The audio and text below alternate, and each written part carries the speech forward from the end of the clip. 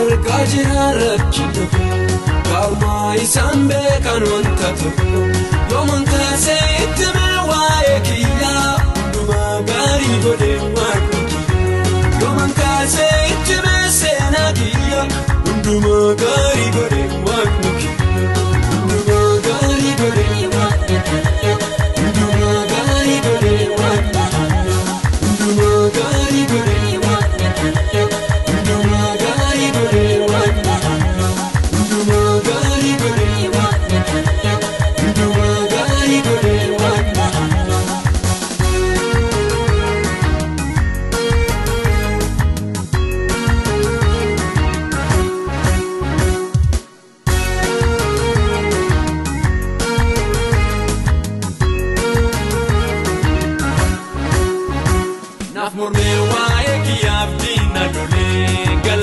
Isagal jadadabal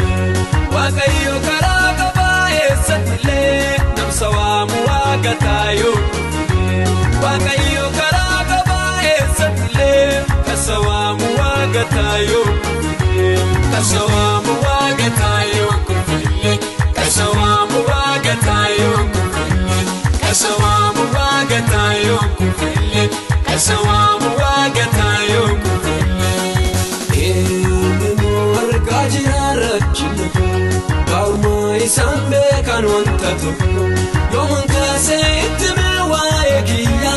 Unduma gari gode wakuki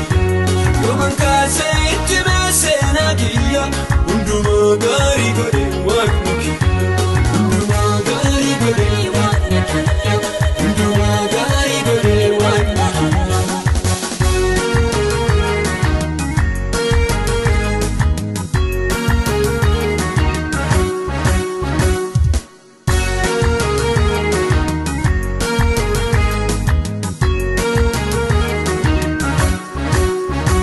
Mallattoo isaa tabaalaal na dhibee Anguna kennee jira doofa qabee Daldaltuuf yaa'ii lolee baasa keessa Qulqulloota koote kaa galma isaa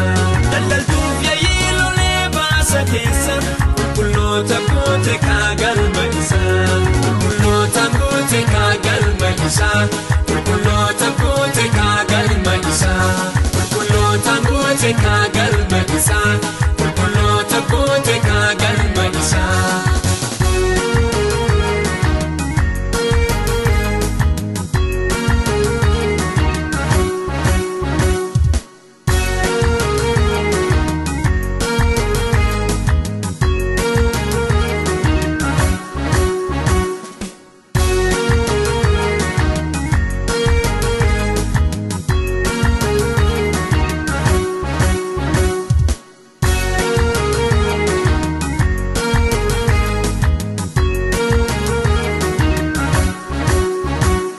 Narbusa eeggatu nyaata jasa